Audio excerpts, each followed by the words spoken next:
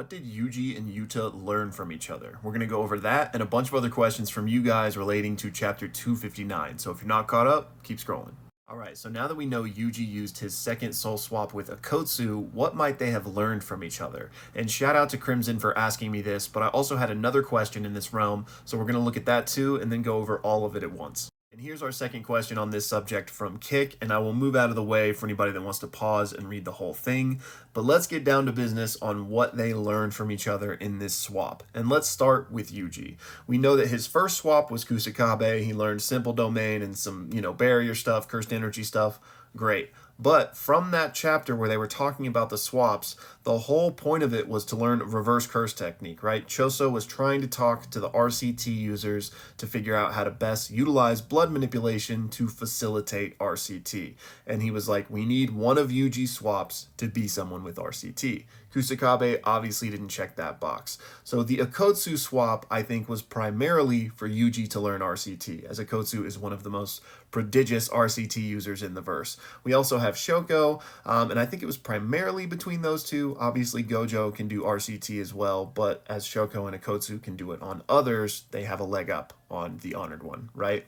So now we know it was Akotsu, RCT, the primary reason, but I think it was Akotsu over Shoko because Yuji can learn more from Akotsu in addition to the RCT, right? Because he is a prodigy on the level of Gojo and Higuruma.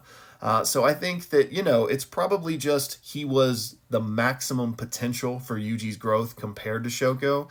But there's also an interesting angle of the fact that Akotsu has a copy technique, and so he has access to a whole arsenal of curse techniques, right? So maybe Yuji could have potentially learned some nuance around that, considering we now know him to have multiple curse techniques as well. Blood manipulation and shrine. Now, at the time of these swaps, shrine wouldn't have been awakened yet, but I still think that could have been an angle considering they all knew that that was on the table for him. So I think that was the primary reason. Now, why would Akotsu, or not why, but what would Akotsu have learned from Yuji? And what's interesting here is this is the second swap, right? Again, Yuji went with Kusakabe first. So one, who did Akotsu swap with first? We'll talk more about that in a second. But since it was the second swap for each of them, could they get some diluted down knowledge from the first swap? So could Akotsu have learned from Kusakabe via Yuji? And could Yuji have learned from whoever Akotsu's first swap was via Akotsu?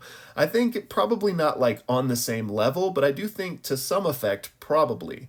So Akotsu maybe learned some more about simple domain and the stuff that Kusakabe taught Yuji, but primarily I think Yuta just got the Sukuna buff, aka access and experience with that special grade Jujutsu. Now you mentioned, could this be the way Yuta got Cleave and Dismantle? And I think he could have copied it from Yuji, but I don't think it would have required the soul swap. I think he could have just copied it from Yuji via the normal means, whatever that is, whether it's having Rika eat a piece of him or, whatever. So it wasn't awakened yet, but I will say it's possible. And I forgot to mention this explicitly, but yes, the fact that Akotsu has a domain expansion, I feel like Yuji was intended to learn from that. Could have been another reason why he swapped with Yuta instead of Shoko. Then for your second question here, Kick, about what was up with that panel of the two fingers, that was just illustrating the soul resonance that Yuji and Sukuna have, that connection between them, and it was specifically referencing the moment from way earlier in the manga in season 1 of the anime, where they are investigating the curse under the bridge, and the fact that, Yuji has those fingers in him, he has that Sukuna in him, it resonated with the other Sukuna fingers out there, kind of awakening them, sort of. It was just to illustrate the connection between them and show why Todo didn't want Yuji to know the plan, just so Sukuna would have no way of knowing it. And then finally here on the One Piece stuff, I am reading it right now. You probably know this. I've been putting out arc reviews as I get through it. I'm still just after Skypiea right now, but hopefully the next one's coming soon. And then another thing I just want to talk briefly about is who might Akotsu have swapped with first, and I would love to hear y'all's thoughts on this. But we know that he learned a lot, right? We know that he grew exponentially in the 1 month time gap, so much so that Sukuna commented on it. And we also know that he developed his domain expansion to the point where he could choose who to target within it, meaning he only chose to affect Sukuna even though Yuji was also there. So because of that, I think he swapped with Higuruma. Now, it could have been Gojo, and again, is like Gojo even on the table? Was he doing his own thing? I don't know, but it seems like obviously people could learn a lot from Gojo. But I'm just going to assume he's off to the side doing his own thing, because specifically with Unlimited Void, we know one of its downsides is that he cannot control who it affects, right? You have to be touching him to be immune to it. So who could Akotsu have learned that domain nuance from? And I think it was Higuruma, because we know that he, like Gojo, is an absolute prodigy, so there's probably a lot to learn from him as well. But also specifically with his domain, we know that like the deadly sentencing only affects one person at a time. And we also saw Higuruma bring Sukuna and Yuji into the domain, and it only affected Sukuna, right? So perhaps Akotsu could have learned that nuance from Higuruma.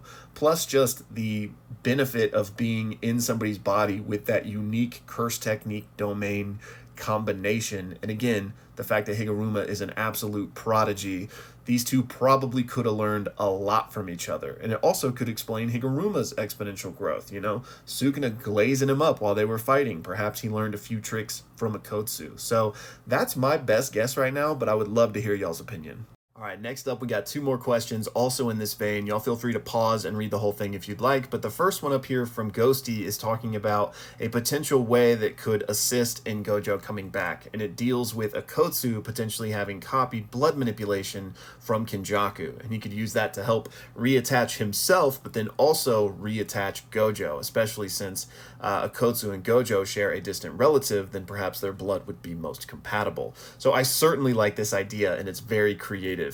All I would say is that he wouldn't need to have copied blood manipulation from Kenjaku, because he could copy it from Choso or Yuji, right? So I do think, that's a cool idea and might come into play. I just don't think Kenjaku would be necessary for it. And then down here from TWE, he wants to know if Yuji could use blood manipulation and Shrine at the same time.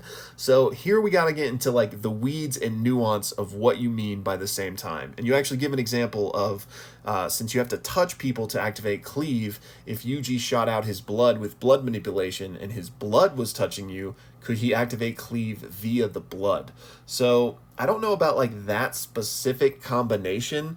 I would imagine that it probably wouldn't work exactly like that, but I do think Yuji could use them at the same time insofar as just like concurrent swapping back between them, and to cite back to what he may have learned from Akotsu, it could have been just that type of juggling, because we see Akotsu, especially in his domain, using techniques basically simultaneously, although not literally. While we're on the subject of all of Yuji's techniques, Tyler wants to know why Yuji doesn't have access to his mom's anti-gravity curse technique, and it's simply because he wasn't born with it. So yes, his mom did have that technique, but just because she has it doesn't mean it'll automatically be passed down to him. Just like in the Zenin clan with the 10 Shadows, for example, Toji didn't have it and Megami's mom didn't have it, but he did. It's just like a chance within, the genetics and DNA for techniques to be passed down. So we know that Yuji didn't have it because early on, in the series, he didn't have a curse technique, period. And Gojo could see that with his 6 eyes. And he's like, yeah, you don't have one, but one day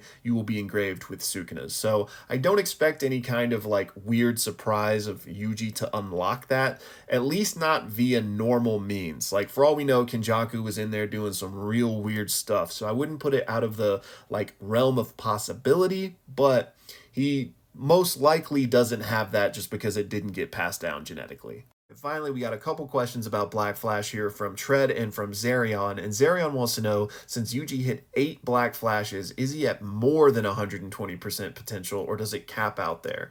And I think it caps out there insofar as Gege's not going to say Yuji's at 180% of his potential all of a sudden.